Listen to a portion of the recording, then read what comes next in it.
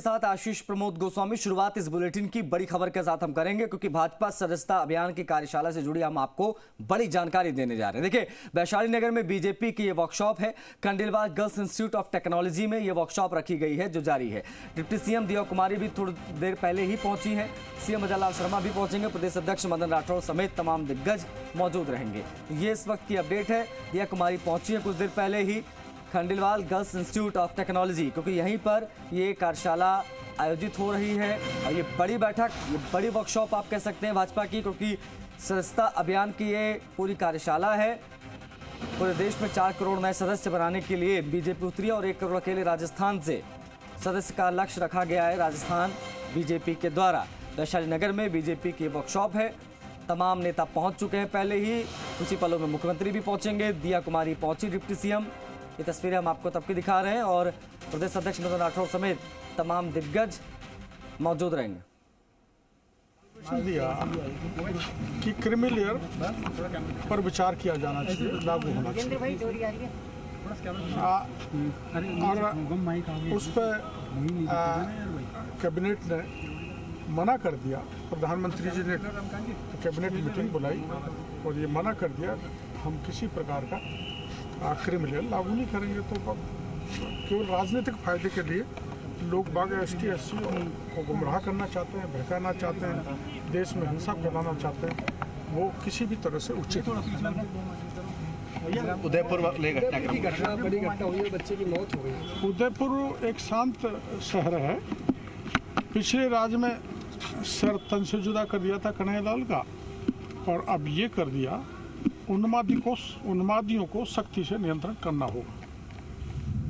एक सदस्यता अभियान है पार्टी का, आपके 1 करोड़ का लक्ष्य लिया। मैं तो सदस्य बहुत पहले से हूँ।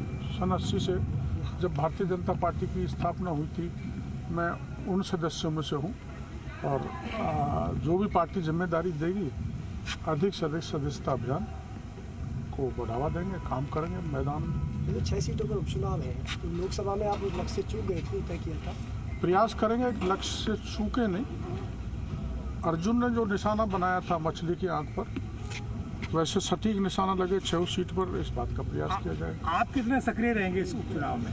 मैं तो अब भी सक्रिय हूँ। बाढ़ में घूम के आया हूँ, आपने देखा होगा। मैं सदैव सक्रिय रहता हूँ और चुनाव में भी सक्रिय रहूंगा।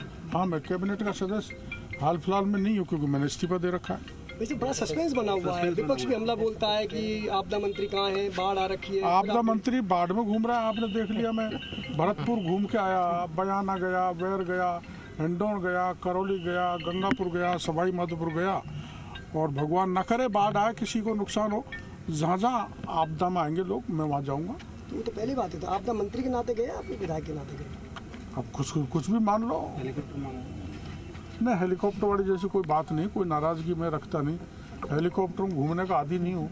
मैं तो सड़क छाप आदमी हूँ, सड़क पे घूमता रहता हूँ। पार्टी मनाएगी तो आप फिर से मंत्री पद ज्वाइन कर लेंगे? मनाने की जरूरत ही नहीं है, क्योंकि मेरे को कोई नाराजगी पार्टी से नहीं है, न मुख्यमंत्री जी से, न प्रदेश अध्यक्ष से, न केंद्रीय नेतृत्व से। मेरी नाराजगी तो मेरी खुद से है कि जहाँ मैं 45 साल से सतत संपर्क कर रहा हूँ जनता में। दिन रात आपने देखा है, बरसात हो, गर्मी हो, सर्दी हो, और भूमि समाधि आंदोलन करे तो ज़मीन में भी बैठ जाता हूँ कड़ाके की ठंड में। ये मेरे स्वभाव में है। तो मेरी नाराज़गी किसी से नहीं है। मेरी अपने आप से नाराज़गी है कि मैं उन वोटों को पार्टी में नहीं डलवा सकता। अपने आप को कब तक बना लोगे? अपने आप को कब तक बना लोगे? अब ये तो मनने का तो समय आता है, जब भवानी जगेगी, जब मन जाएंगे, नहीं तो चली रहे। दौसा का उपचुनाव जीतने पर मान जाएंगे?